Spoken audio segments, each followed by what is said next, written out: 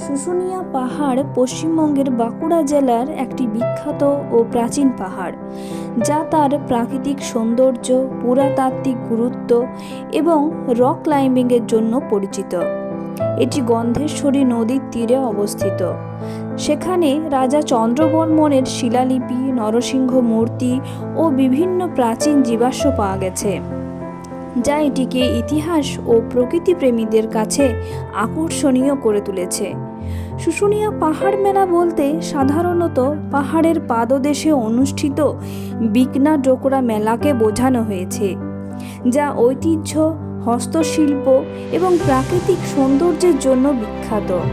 এটি শীতকালে ভ্রমণের জন্য আদর্শ।